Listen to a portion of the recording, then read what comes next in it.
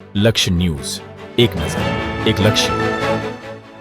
ગાંધીનગર સ્થિત વિશ્વ ઉમિયાધામ ખાતે અખિલ ભારતીય પત્રકાર સુરક્ષા સમિતિનું રાષ્ટ્રીય મહાઅધિવેશન યોજાયું હતું, જેમાં દેશના 20 રાજ્યોમાંથી આવેલા પત્રકારો, સંગઠનના હોદ્દેદારો તેમજ વિવિધ રાજકીય પક્ષોના આગેવાનો ઉપસ્થિત રહ્યા હતા. આ કાર્યક્રમની શુભ શરૂઆત માં ઉમિયાની આરતી સાથે કરવામાં આવી હતી.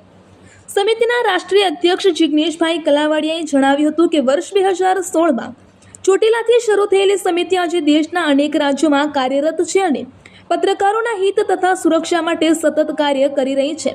તેમણે ગુજરાતમાં પણ પત્રકાર સુરક્ષા કાનૂન અમલમાં મૂકવાની માંગ સાથે રાજ્ય સરકાર સમક્ષ રજૂઆત કરવામાં આવી હોવાનું જણાવ્યું હતું. આ કાર્યક્રમમાં ભાજપના મંત્રી કુંવરજી બાવળિયા, કાંતિભાઈ અમૃતિયા, આમ આદમી પાર્ટીના નેતા ઈસુદાન ગઢવી, કોંગ્રેસના વરિષ્ઠ નેતા ભરતસિંહ સોલંકી, ધારાસભ્ય ધવલસિંહ ઝાલા સહિત વિવિધ ક્ષેત્રના આગેવાનો ઉપસ્થિત રહ્યા હતા. ઈસુદાન ગઢવીએ મેદાનમાં કવરેજ દરમિયાન પત્રકારોને પડતી મુશ્કેલીઓનો ઉલ્લેખ કરી સુરક્ષા વીમા, મેડિકલ સહાય અને અન્ય કલ્યાણકારી યોજનાઓ અમલમાં મૂકવાની જરૂરિયાત વ્યક્ત કરી હતી.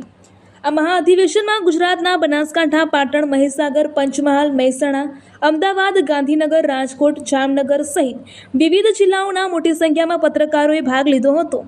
આ કાર્યક્રમના અંતે ધવલભાઈ માંકડિયાએ આભાર વિધિ વ્યક્ત કરી હતી. રિપોર્ટર અનિકેત જોશી, મહીસાગર.